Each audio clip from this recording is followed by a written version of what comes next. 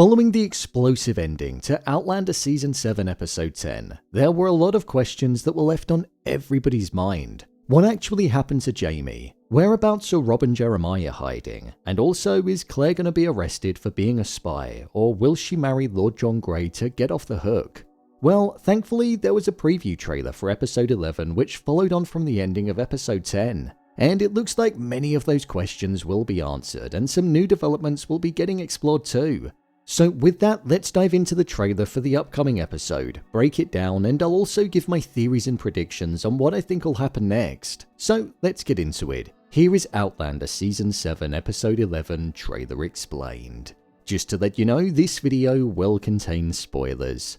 The trailer for the next episode opened up with an ominous church bell chiming in the background. What was particularly interesting about the selection of that sound was the fact that it could be symbolic of either a wedding or a funeral, and in the case of Claire, that's what's on the horizon for her in two different ways. In the most recent episode, she found out that Jamie was lost at sea and presumed dead, and we also saw that Lord John Grey proposed the idea of marriage so that she'd be immune from being arrested by the British soldiers for being a spy. So it's very fitting for that reason, as it suits both mourning and marriage.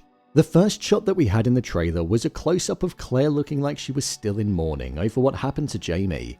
Her hair was done and she was dressed in a dark blue or black dress. So I'm wondering if there's going to be some kind of ceremony that takes place in order to remember Jamie, and it almost being like an unofficial funeral for the people that cared for him. Or could this be her response after getting married to Lord John at such a rush and whilst in a state of grief? The following shot was of Claire walking up the stairs almost as if she was zombified and numb to everything that had been happening around her. So she may well have gotten the immunity, but she would still be suffering because she'd lost her one true love.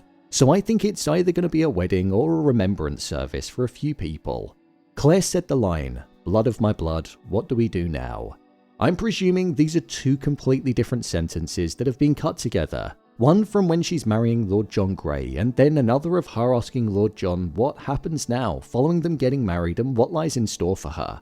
After this, there was then a shot of Ian, Rachel and Rollo as he placed a stone on top of the pile. I think this could be in honour of his father who died, or it could be in honour of Jamie. There was a sombre look on Ian's face, one which embodied sadness and reflection. So I feel it's definitely going to be around one of those two people, or maybe even both. The fact that only Rachel and Rollo were there, the two things that he cares about most, it's definitely a personal matter. The next shot that we had in the trailer was then of Bree in the most present timeline on her own looking out of the window, and it immediately cut to Roger in 1739 looking like he was camping out in the middle of nowhere. This to me shows that the search for Rob Cameron will probably get a large focus in the next episode of the show. Roger and Buck were probably camping out with the hopes of finding not only Rob Cameron and Jeremiah, his son, but also his father, who he found out was the ferryman that everybody had seen. There was also another shot of Roger and Buck looking like they were on horseback riding over the hills, so wherever they're going to, they must have got news that the person that everybody had been seeing was located around there.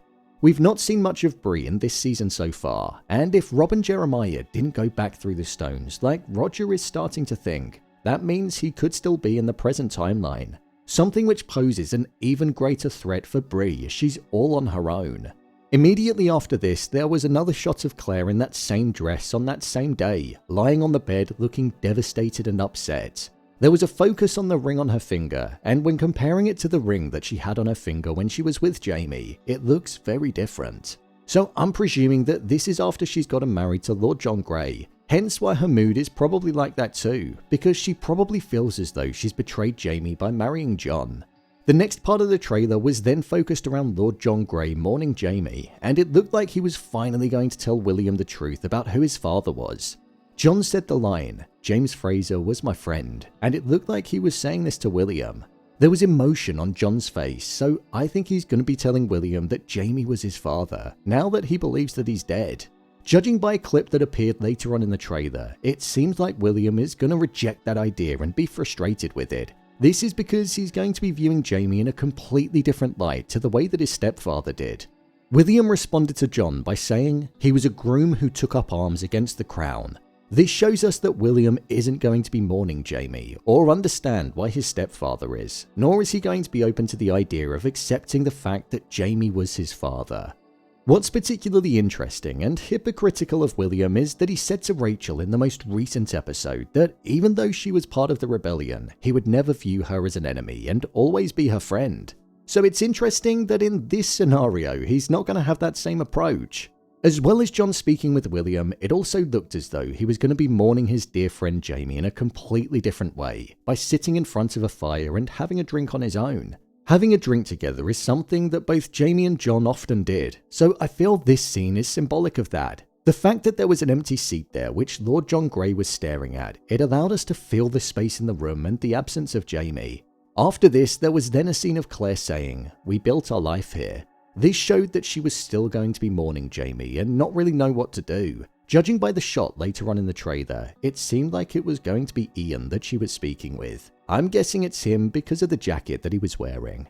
The next part of the trailer then had John saying, "You and I must survive," to Claire. I'm guessing this is in response to the line that Claire said at the start of the trailer where she said, "What do we do now?" It appeared as though there was some kind of ball that was taking place, and I'm imagining Claire is probably going to be attending that as she's now married to John, being alongside a completely different group of people who hold different views. She's going to be socializing with the British, the very people that Jamie was fighting against, so her whole life is going to be flipped completely.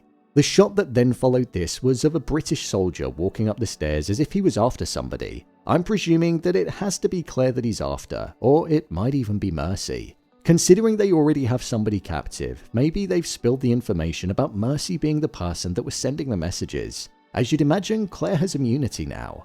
The final line in the trailer was spoken by John, and he said, "If we have each other, then we have him." This was just before there was a clip of Claire in the dead of night screaming and looking like she was extremely upset, showing that she was still feeling the weight of Jamie's death and that she didn't know how to go on without him. John is probably saying that because all he wants to do is comfort her whilst she's grieving her true husband, using Jamie as a way of providing her comfort as they both cared about him in completely different ways. However, I don't think it's going to work, and I think we're going to be seeing Claire like this for a long while. There are genuinely so many different directions that this next episode of the show could go in, but it very much feels like it's going to be centered around the aftermath of Jamie's apparent death and how Claire and John specifically are going to be dealing with it. So, there you have it, Outlander Season 7 Episode 11 Trailer Explained. If you want to see more videos on Outlander Season 7, then click on the card in the top corner, there's an entire playlist there. Or alternatively, you can head over to my channel where you'll find them all. And finally, if you'd like to see what I rate the latest movies that don't quite make the cut to getting a dedicated video, then head over to my Letterboxd profile. It's where I rate the latest releases in real time. What do you think will happen next? Let me know your thoughts in the comments. As always, thanks for tuning into the video and I'll see you in the next one.